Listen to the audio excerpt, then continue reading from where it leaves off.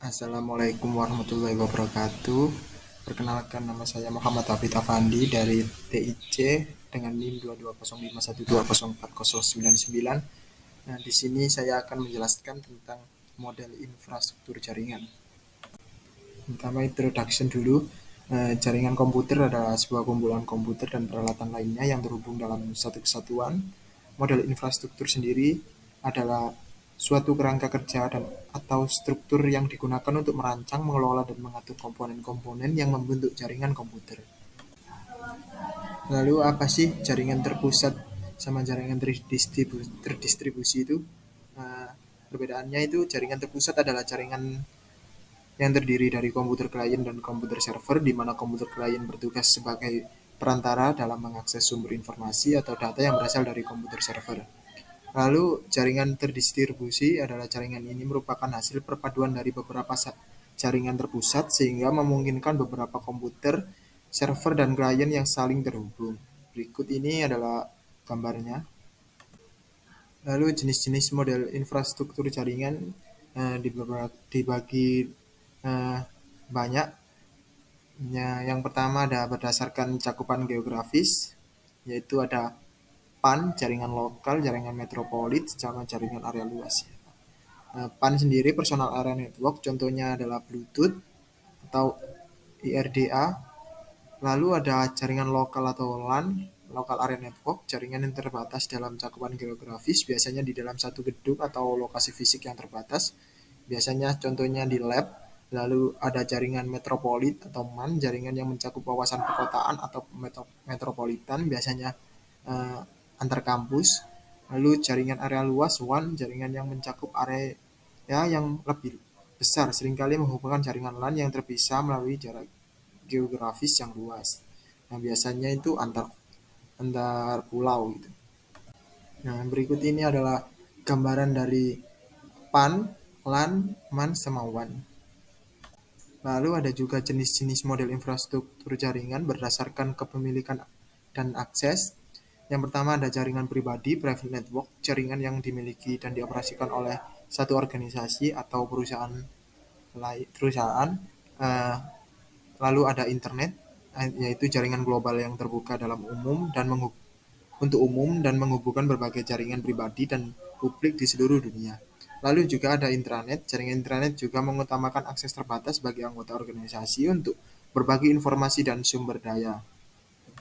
Lalu ada jenis-jenis model infrastruktur jaringan berdasarkan topologi jaringan. Eh, ada di sini saya mencantumkan 6 topologi. Yang pertama ada topologi bus, hierarchical topologi, terus topologi star, topologi ring, topologi mesh, dan topologi extended star. Dari macam-macam topologi ada kelebihan dan kekurangannya. Yang pertama ada topologi bus. Kelebihan pertama sederhana, topologi bus adalah salah satu yang paling sederhana. Lalu biayanya rendah, biasanya topologi bus memerlukan jumlah kabel yang sedikit. Lalu tiga, skalabilitas. Skalabilitas topologi bus mudah untuk menambahkan perangkat baru ke jaringan bus karena hanya perlu menambahkan konektor T dengan kabel tambahan. Lalu untuk kekurangan topologi bus sendiri yaitu single point of failure. Kesalahan pada titik pusat konektor T dapat mengganggu seluruh jaringan. Lalu kinerja menurun dengan banyak perangkat.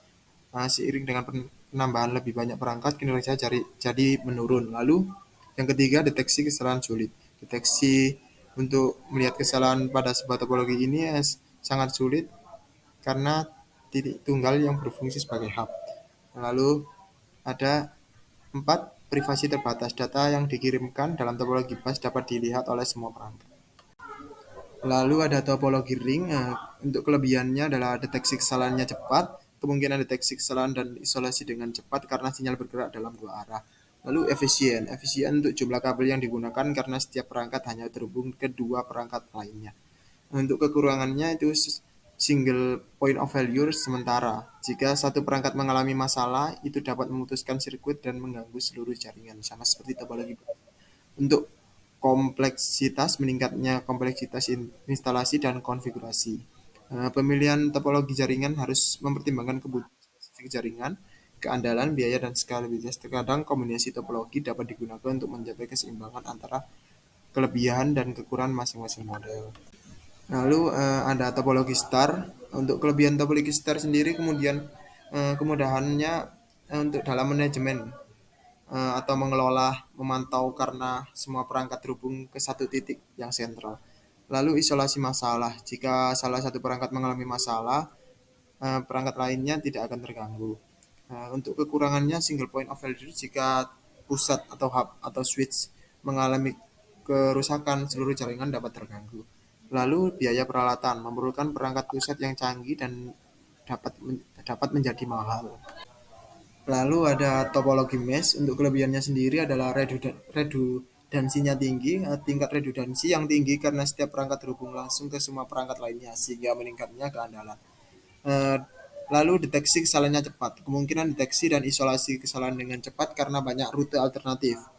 Lalu kekurangannya dalam segi biaya, biaya instalasi dan pemeliharaan cenderung tinggi karena jumlah kabel dan perangkat yang dibutuhkan itu sangat banyak.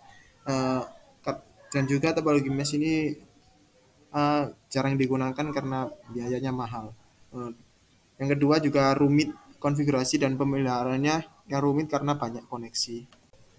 Lalu ada topologi tree atau pohon, kelebihannya itu struktur hierarki, cocok untuk organisasi dengan struktur hierarki seperti bisnis dengan cabang-cabang yang terhubung ke kantor pusat. Lalu skalabilitas dapat dengan mudah diperluas dengan menambahkan cabang atau cabang tambahan. Kekurangannya single point of failure jika perangkat utama mengalami masalah, seluruh cabang di bawahnya dapat terpengaruh. Lalu keterbatasan koneksi terbatas oleh kapasitas perangkat pusat. Lalu juga ada topologi extended star yang memiliki kelebihan skalabilitas. Topologi extended star dapat digunakan eh, dengan mudah diperluas dengan menambahkan topologi bintang tambahan saat dibutuhkan. Lalu isolasi masalah. Jika salah satu topologi bintang mengalami masalah atau gagal, hanya topologi bintang itu sendiri yang terpengaruh. Lalu yang ketiga ada manajemen yang mudah. Meskipun ada beberapa teknologi bintang dalam jaringan lebih besar, manajemen keseluruhan tetap cukup sederhana. Lalu privasi lebih baik. Dalam setiap topologi bintang, data tetap dalam cakupan yang lebih terbatas sehingga privasi data dapat lebih terjaga. Lalu untuk kekurangannya, kompleksitas fisik, topologi extended star dapat memerlukan lebih banyak perangkat keras seperti hub atau switch, tergantung pada beberapa banyak topologi bintang yang digabungkan. Lalu kedua, kesulitan dalam identifikasi masalah. Eh, Isolasi masalah dalam topologi yang lebih besar bisa lebih rumit karena harus memeriksa setiap topologi. Lalu biaya perangkat keras tambahan dan pengelolaan yang diperlukan dapat membuat topologi ini lebih mahal dari topologi bintang tunggal dalam beberapa kasus. Lalu yang terakhir adalah jenis-jenis model infrastruktur jaringan berdasarkan siarannya. Yang pertama ada jaringan point to point. Eh, Dalam jaringan ini komunikasi terjadi antara dua perangkat atau titik secara langsung. Contohnya adalah koneksi antara dua komputer melalui kabel Ethernet atau koneksi telepon antara dua modem. Lalu ada jaringan berdasarkan unicast. Ini adalah jenis jaringan di mana data dikirimkan dari satu pengirim ke satu penerima. Contoh yang umum adalah saat Anda mengakses situs web atau mengirim email. Setiap permintaan atau pesan dikirimkan secara khusus kepada satu tujuan. Lalu jaringan berdasarkan broadcast.